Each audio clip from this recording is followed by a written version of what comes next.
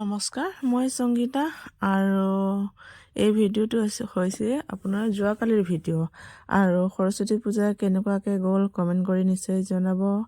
আৰু মই যিহেতু আছোঁ ছোৱালীজনীৰ স্কুলত আৰু তাই যিহেতু খেলি আছে আৰু মই অলপ ভিডিঅ' কৰোঁ বুলি ভাবিলোঁ। আকৌ তাই কিবা এটা কৈ আছিলে, পাহৰিলোঁ। যোৱাকালিৰ ভিডিঅ' আছিলে আৰু আজিহে মই এডিট কৰি আৰু আজিৰ লগে লগে মই দিম আৰু হাই বুলি ক'লে। তাই হেনো ভিডিঅ'ত নুঠো বুলি ক'লে, এই তই ইউটিউবত ফেচবুকত দিবি, মই নুঠো বুলি ক'লে। আৰু তাইক ধেমালি কৰিলোঁ আৰু গোটেই পেৰেণ্টছবোৰে আহিছে, ভাল লাগিছে আৰু ধুনীয়াকৈ মই অলপ স্মৃতি হৈ ৰওক বুলি ভিডিঅ'টো কৰিলোঁ। আৰু স্কুলৰ ওচৰত ধুনীয়াকৈ যিহেতু বাইদেউৰ ঘৰ আছে, তাতে ফটো নুঠি জানো থাকিব পাৰোঁ কওকচোন। আৰু দেখিছেনে কিমান ধুনীয়া সেউজীয়া চাৰিওফালে সেউজীয়া। ছোৱালী যিহেতু একো খোৱা নাছিলে, খিচিৰি খামগৈ, তাইও ধুনীয়াকৈ বহিলে, খিচিৰি খালে।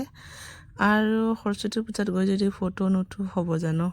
আৰু কাপোৰযোৰ মই চিলাই দিছোঁ দেই। আকৌ তাৰ কিন্তু ক্লাছ মিছ লগত উঠিলে, ছোৱালীজনীৰ লগত অলপ ফটো উঠিলোঁ। আকৌ লগৰীয়াৰ লগতো সকলো লগতে ফটোটো উঠিলোঁ।